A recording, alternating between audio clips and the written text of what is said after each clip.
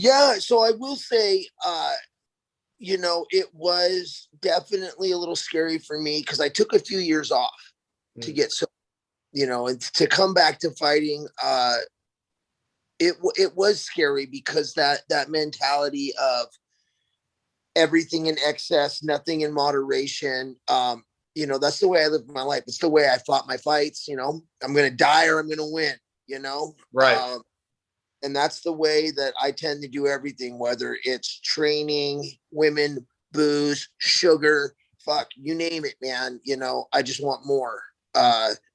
So, as far as my, I think in the early years, fighting kept me alive. Like literally, I grant my life to it because the fear of getting my ass kicked on national TV was great enough that I might sober up for a couple weeks, Sure, and keep a regimented life. Yeah. And I think that's probably what saved me, allowed me to clean out, dry out for a little bit, before I fought, and then I was off partying and running again. So it was scary.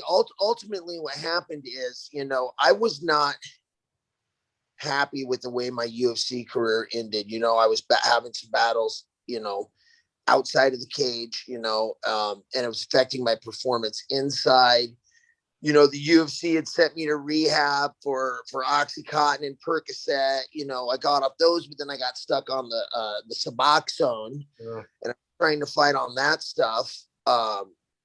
Which is a double-edged sword. Saved my life. I didn't overdose, but at the same time, if anybody has ever tried to quit Suboxone, it's not very comfortable. Mm-hmm. I ended up psych ward twice trying to quit on my own. Mm-hmm. Ultimately, failed marriage, multiple arrests, shit wasn't pretty, man. Right. And nobody really wanted to hang out with me. All those fair weather friends were gone. I wasn't winning in the UFC and I didn't have a bunch of extra money. So all my fair weather friends kind of disappeared on me and life got really lonely. Mm-hmm. And ultimately I knew I had to go back to jail again for, a 6-month stint. So I started trying to detox off the Suboxone. They won't put you on any methadone or nothing in California. Wow. So ultimately, I was able to do that and quit that, got out, drank immediately and was like, what the fuck am I doing, man? Right, what am I doing? I just went 6 months without drinking. Obviously I was lost. Now here I am. I'm going to get you know what I mean? Right. And somebody told me once, they said, hey, if you never drink again, I bet you never get arrested again, and that's some true shit. I hate to say it, but every time I've ever been arrested, there's been at least alcohol involved. Sure. That being said, I started, going to AA, initially on a court ordered to go, and then somewhere in there, that message started to get to me, right. And it was very difficult the first few years, Well, your body had to have hurt too. I mean, you would put your body through the ringer. So it's like you had reasonable justification to be on this stuff, I'm sure.